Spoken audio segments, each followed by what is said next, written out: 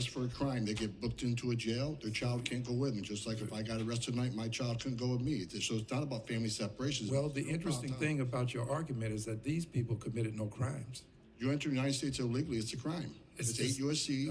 8 United States Code 1325. It's a crime to enter the United States illegally. Mr. Holman, sir, what type of policy do you envision that will help children who are fleeing harm's way with their parents usually or some significant person in their lives have the opportunity to be in a safe, secure, wholesome environment? Well, first of all, if I can, your question about raising your hands, if you would have said if I support zero tolerance, I would have raised my hand. Not family separation, zero tolerance. You seem to confuse those two issues. Okay, well, if you would, I'm going to ask that you kindly address my question, but since you raised zero tolerance, I'm not sure what you mean by zero tolerance. Are you saying zero tolerance, no one ever coming to the United States? Is that your zero tolerance policy? No, you're referring to family separations that have happened under numerous presidents, not just this president. So, but zero tolerance, what you're referring to is family separations, zero tolerance that was put in place by Attorney General Jeff Sessions. It was zero tolerance to prosecute those who knowingly, intentionally violate our laws. So, and supporting that policy, you would support family separation then? Whenever someone gets arrested for a crime, they get booked into a jail, their child can't go with them. Just like if I got arrested tonight, my child couldn't go with me. So it's not about family separations. Well, the interesting thing about your argument is that these people committed no crimes. You enter the United States illegally, it's a crime. It's 8 U.S.C. 8 United States Code 1325. It's a crime to enter the United States illegally. It is not a crime. It's a civil offense. No, sir, it is not. It's a violation of criminal code, Title 8, United States Code 1325, illegal entry in the United States. First offense is a misdemeanor, second offense, if you've been ordered, removed, and returned, is a felony. I agree with that. I don't differ with you on that point. But you would then separate the children. If you have no option, if someone's being prosecuted and gets sent to U.S. Marshal's custody or to the local jail, the child can't go with them. Happens to U.S. families every day across the country. I think what we're seeing today could have been prevented if Congress was to close the loopholes we've asked them to close. I mean, we proved back in FY 14 and 15 when I worked for Secretary Jay Johnson, who I respect greatly.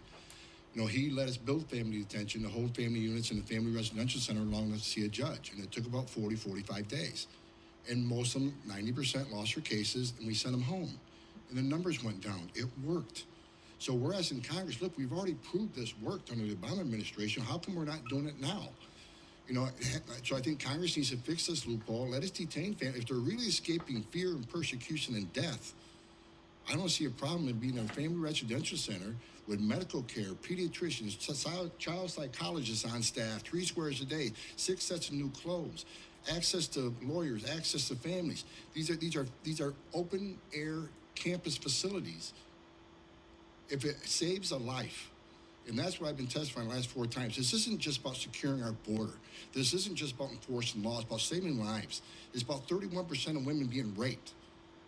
If we close these loopholes, we're going to save women from being sexually assaulted. We're going to save children from dying, and we're going to stop bankrolling criminal cartels who are making millions of dollars a day because of the laziness of this country not to fix the loopholes.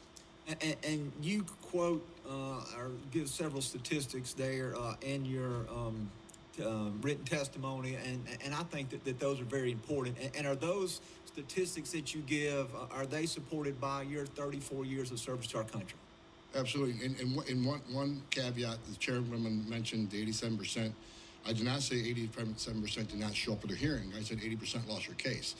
So the inabsentia rate varies, but every number I quoted today in my testimony and the numbers I just recently quoted came off the Executive Office of Immigration Review, the Immigration Court website. They're open to the public. I printed these up last night. So these are Immigration Court's own data. This is not my data. This is data comes from the immigration judges. And let me ask you about a couple of those statistics that I pulled from your report, and just tell me if they're accurate to the best of your knowledge. 70% of illegal immigrants coming into the country now are family units. Is that accurate to the best of your recollection, the best of your knowledge? 70 to 72%. It varies every month.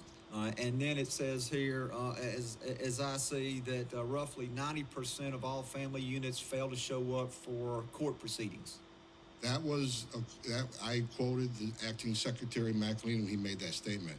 That number does vary depending on when you look at it and what city you look at it. It can go anywhere from 90% not showing up to 40% not showing up. It depends on what court you look at.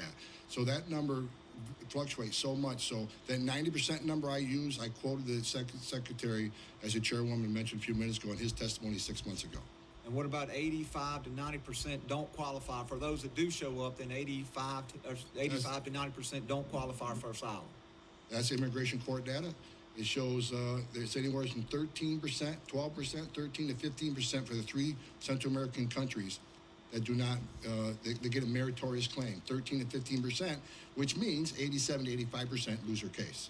And then those that are ordered to be removed, less than 2% actually were removed or left the country. Is that correct? Actually, it's closer to 1%, but I was generous saying 2%. It's actually it's 1.6 just recently, but it's been 1.2 to 1.6. So it's most do not leave, and that's another enticement. That's why more people keep coming, because families in Central America, even though they know most